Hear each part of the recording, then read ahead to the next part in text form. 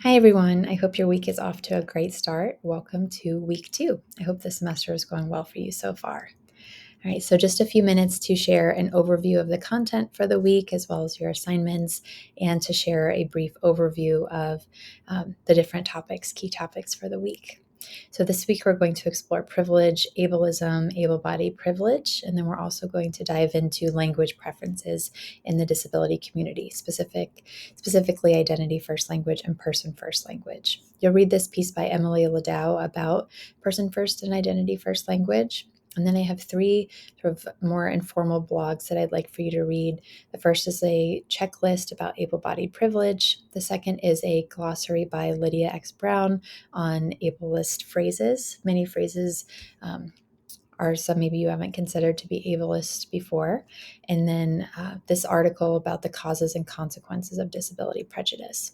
And then lastly, for content this week, I'd like for you to watch this piece by Patty Byrne. She's interviewing Stacey Melbourne, and they're talking about how their bodies don't oppress them, but rather society does. This is by an advocacy group named Sins Invalid. You'll see a lot more from them as we continue this semester. And then, as usual, you'll have your week 2 module learning notes, as well as your either individual reflection or a shared reflection. All right, so a quick jump to the content for this week. So it's important to understand language preferences in the disability community, especially as we have our shared discussion posts and the papers that you write, and just really an overall takeaway for this semester. So this is something important to know, that we need to really think about our language when it comes to the disability community and focus on individuals' preferences. And so person first language, the history behind person first is throughout history, as you'll learn, especially in the coming weeks when we explore the history of disability, we have had many oppressive, discriminatory, and some really terrible practices with the disability community. And in the 80s and 90s, as we were deinstitutionalizing people from our kind of standard of care of institutionalization, and we also had the disability rights movement, there was a big push for person first language. And so this was for the first time really in history that we were acknowledging that people were a person first and not just the disability category. As we've seen a lot of movement around disability pride and the disability justice movement, we see a strong preference for identity first language. Simi talks about this in Invitation to Dance, that it's not, I don't have a disability, I'm not a person with a disability, but I'm disabled, I'm autistic. Simi says, I'm a disabled woman. That disability front is right out there because she wants to make a statement, and that disability is something that's political to her and a big part of her identity. And so what is really key is knowing that it's important to ask for preferences and to listen to what people prefer. And so we don't ever want to make assumptions about the type of language that we use. These are just some common uses, but not exhaustive in any way. So it's important to ask and clarify. We often see identity first language if it's a part of a person's identity or culture, like deaf community, big D deaf, the autistic community. Often we see person first language if we're referring to a medical definition, like a person who has Down syndrome, or if we're referring to mobility equipment, like a wheelchair user. Again, it's really important to know the different types of preferences, but know that it's very individual.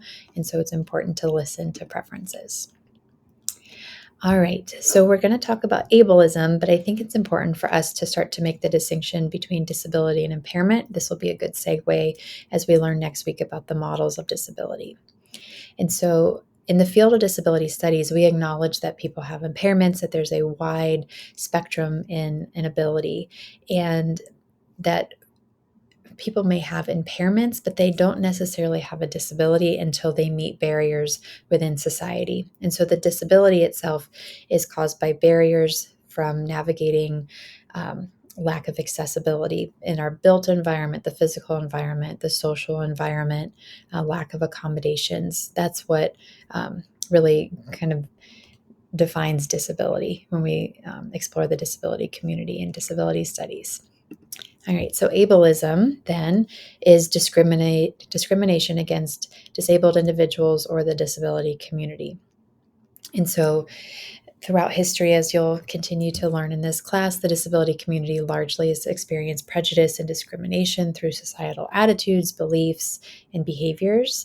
And as a consequence, there's a lot of lack of awareness or consideration around ableism. And so then an outcome of that is systemic injustice and ableist norms, structures, policies. And so, as you'll read with Lydia X. Brown's piece, many terms are ableist, some maybe that you haven't even considered to be ableist. So, many former medical terms like crazy, dumb, psychotic, insane, idiot, lame, moron, those are all very much ableism, but they're also ableist, but they're also embedded into our culture and society, unfortunately. And so, even hearing things like that's I'm so OCD or you're so OCD or bipolar, it's really important for us to be very mindful not only of preferences within the language, but also ableist language that's around us as well.